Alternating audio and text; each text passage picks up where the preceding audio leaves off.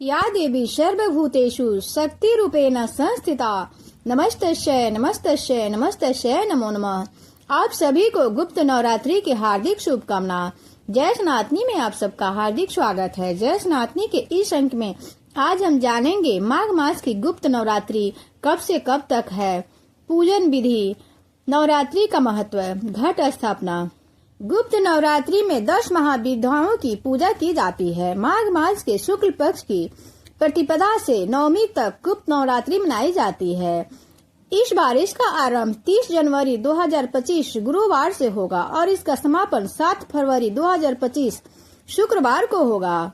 सनातन धर्म में नवरात्रि को सबसे शुभ दिनों में से एक माना जाता है, जो माँ दुर्गा को समर्पित होते हैं। नवरात्रि साल में 4 बार आती हैं, जिनमें से 2 गुप्त और 2 प्रत्यक्ष नवरात्रि होती है। प्रत्यक्ष नवरात्रि में जहां माँ दुर्गा की 9 रूपों की आराधना की जाती है, वहीं गुप्त नवरात्रि में 10 महाविद्याओं की पूजा की जाती है। किसी विशेष मनोरथ सिद्ध हेतु ये नवरात्रि बहुत खास माने जाते हैं।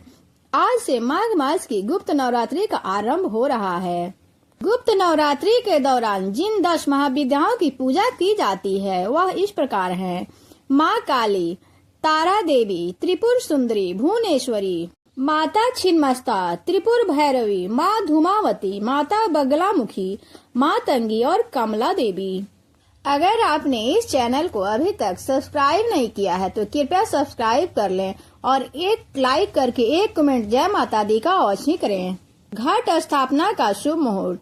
पहला मुहूर्त प्रातः 9:25 से 10:46 तक है। दूसरा अभिजीत मुहूर्त 12:13 से 12:56 तक है। इस दिन श्रवण और घनिष्ठा नक्षत्र के साथ व्यतिपात योग भी बन रहा है, जो कि पूजा के लिए अति शुभ माना जाता है। गुप्त नवरात्रि में देवी दुर्गा की साधना गुप्त रूप से की जाती है, जिससे शक्ति और तंत्र विद्या की सिद्धि होती है। धार्मिक मान्यता है कि इन नवरात्रि में की गई साधना शीघ्र फलदायी होती है। धार्मिक मान्यता है कि गुप्त नवरात्रि में की गई साधना जन्म कुंडली के समस्त दोषों को दूर करने वाली और धर्म, अर्थ, काम व मोक्ष देने वाली होती है। इन पवित्र नवरात्रों में जो भी साधक देवी शक्ति की उपासना किसी विशेष मनोरथ सिद्ध हेतु पवित्रता व श्रद्धा के भाव से करते हैं तो उनके मनोरथ सिद्ध होते हैं। अब गुप्त नवरात्रि की तिथियां जानते हैं। नवरात्रि प्रतिपदा 30 जनवरी 2025 गुरुवार माँ काली। नवरात्रि द्वितीय 31 जनवरी 2025 शुक्रवार माँ तारा। नवरात्रि तृतीया 1 फरवरी 2025 शनिवार माँ त्रिपुर सुंदरी। नवरात्रि चतुर्थी 2 फरवरी 2025 माँ भुवनेश्वरी। नवरात्रि पंचमी 2 फरवरी 2025 रविवार माँ भैरवी। नवरात्रि षष्ठी 3 फरवरी 2026 सोमवार माँ छिन्नमस्ता। नवरात्रि सप्तमी 4 फरवरी 2025 मंगलवार माँ धूमावती। नवरात्रि अष्टमी 5 फरवरी 2025 माँ बगलामुखी। नवरात्रि नवमी 6 फरवरी 2025 गुरुवार माँ मातंगी। नवरात्रि दशमी 2025 शुक्रवार माँ कमला। पूजन की आवश्यक सामग्री: माँ दुर्गा की प्रतिमा या चित्र, सिंदूर, कुमकुम, चूड़ी, धूप, दीप, नैवेद्य, नारियल, जौ, गंगाजल, पंचमेवा, सरसों का तेल, हवन सामग्री आदि। प्रातः शुद्ध स्नान करके शुद्ध वस्त्र धारण करें। देवी दुर्गा की प्रतिमा स्थापित करें। उन्हें लाल चुनरी अर्पित करें। घी या सरसों के तेल का दीपक जलाकर ओम दुर्गाय नमः का मंत्र का जाप करें। माँ दुर्गा को लाल पुष्प अर्पित करें और दुर्गा सप्तशती का पाठ करें। 9 दिनों तक व्रत रखकर देवी की आराधना करनी चाहिए और अंतिम दिन कन्या पूजन करनी चाहिए। गुप्त नवरात्रि में विशेष रूप से माँ काली, तारा देवी, त्रिपुर सुंदरी, भुवनेश्वरी, बगलामुखी, धूमावती, मातंगी और कमला देवी की पूजा की जाती है। इनकी साधना से विशेष आध्यात्मिक लाभ मिलता है। माघ माह को विशेष रूप से स्नान और दान का महीना माना जाता है। इस महीने में गुप्त नवरात्रि का आयोजन तंत्र साधना, मंत्र सिद्धि और मानसिक शुद्धि के लिए अत्यंत प्रभावशाली माना जाता है। गुप्त नवरात्रि में साधक अपनी साधना को और अधिक गहरे स्तर पर पहुंचाने के लिए देवी काली, तारा, छिन्नमस्ता भुवनेश्वरी, त्रिपुरी, भैरवी, धूमावती, बंगलामुखी, मातंगी और कमला देवी जैसे 10 महाविद्याओं की पूजा करते हैं। यह पूजा विशेष रूप से बहुत लाभकारी होता है, जो जीवन में किसी विशेष उद्देश्य की प्राप्ति के लिए प्रयासरत होते हैं। माघ मास की गुप्त नवरात्रि के दौरान व्रतों का पालन करना शुभ माना जाता है। नवरात्रि से पहले दिन से 9 दिनों तक व्रत का पालन किया जाता है और केवल एक बार या शाकाहारी भोजन ले सकते हैं या 9 दिनों तक फलाहार कर सकते हैं। गुप्त नवरात्रि मंत्र साधना के लिए भी उपयुक्त मानी जाती है। इस दौरान विशेष रूप से शक्ति मंत्रों का जाप और तंत्र साधना की जाती है। कुछ लोग इस समय तंत्र विद्या को और अपने जीवन में शक्ति बढ़ाने के लिए पूजा करते हैं।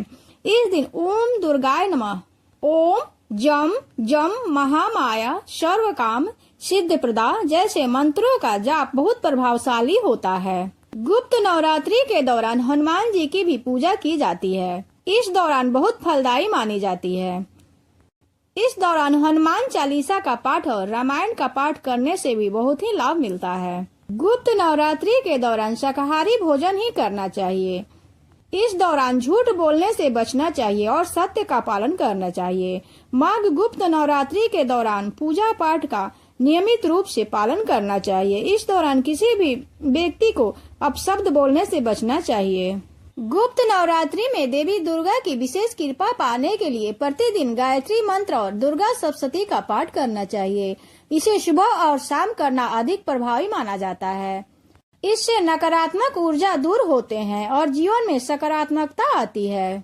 गुप्त नवरात्रि में देवी के 9 रूपों की पूजा करनी चाहिए। देवी को लाल चुनरी, लाल फूल, चावल, नारियल और चुनरी अर्पित करनी चाहिए। साथ ही 9 दिनों तक देवी के मंत्रों का जाप करना अधिक लाभदायक होता है। विशेष रूप से ओम ऐं ह्रीं क्लीं चामुंडाय वीचे मंत्र का 108 बार जाप अत्यंत शुभ होता है तथा मनोकामना पूर्ण होती हैं। गुप्त नवरात्रि के दौरान सिद्ध कुंजिका स्तोत्र का पाठ गुप्त नवरात्रि में बहुत प्रभावशाली माना जाता है। यह पाठ जीवन में आने वाली बाधाओं को दूर करता है और कार्यों में सफलता दिलाता है। इसे दुर्गा सप्तशती के पाठ के साथ अवश्य करनी चाहिए। इस दौरान इसका विशेष फल प्राप्त होता है। गुप्त नवरात्रि के दौरान प्रातः काल में ध्यान करनी चाहिए। किसी शांत स्थान पर बैठकर देवी का ध्यान करते हुए अपने मन की शांति और इच्छाओं के लिए प्रार्थना करनी चाहिए। यह साधना हमारी आत्मबल को बढ़ाती है और मानसिक शांति प्रदान करती है। गुप्त नवरात्रि में काले तिल, गुड़, कपड़े और भोजन का दान करना अत्यंत शुभ माना जाता है। यह दान पितृदोष और ग्रह दोष को शांत करता है। साथ ही इससे देवी की कृपा प्राप्त होती है और परिवार में सुख शांति बनी रहती है।